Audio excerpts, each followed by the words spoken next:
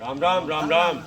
Hello guys, हम आ रहे थे अपना घूम के एक जगह, थोड़ी गड़बड़ हो गया था। एक माताजी ख़त्म हो गई है, वहाँ हम गए थे तो वहाँ से लौट रहे हैं तो हमें नेताजी मिल गए हैं गांव में।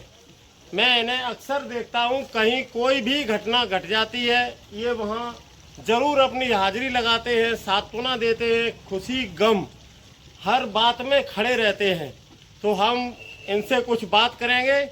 और हमारे गांव के देखिए ये बाबा जी हैं और हमारे प्रधानाचार्य श्री वीरेंद्र सिंह यादव जी हैं, श्री श्यामवीर सिंह यादव जी हैं, रंजीत यादव जी हैं हमारे बड़े भाई, और ये हमारे अनवर सिंह, श्री सुखदेव सिंह, सब लोग खड़े हुए हैं।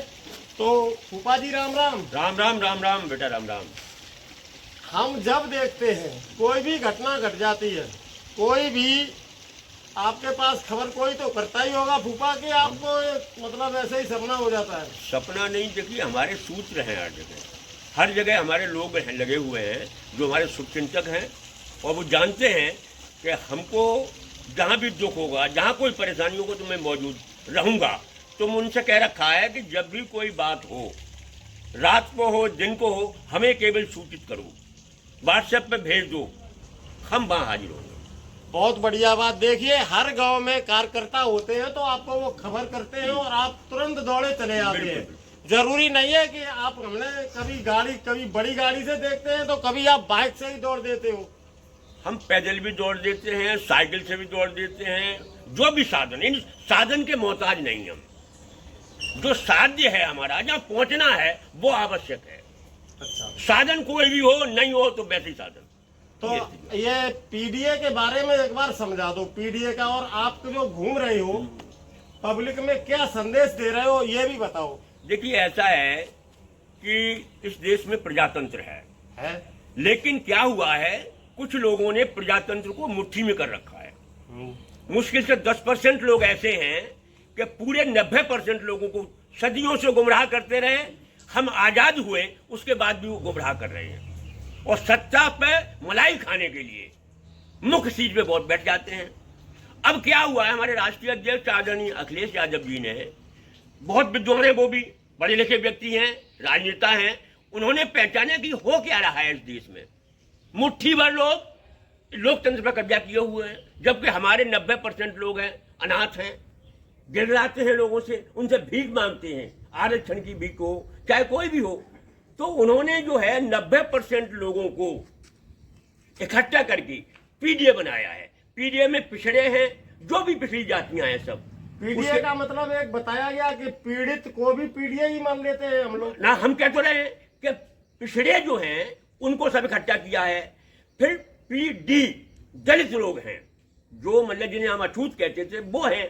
उसके बाद ए में आदि आबादी भी है, और आदिवासी लोग जो जंगल में रहा करते हैं, जिनको कोई पूछता नहीं था, एसटी जिन्हें कहते थे।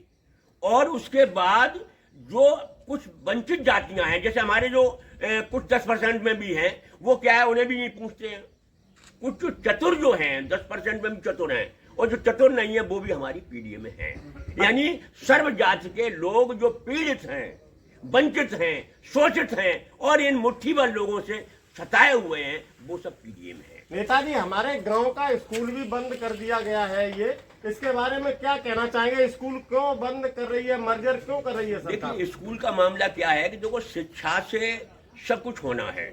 शिक्षा वो चाबी है कि जिससे सभी ताले शिक्षा से खुलेंगे।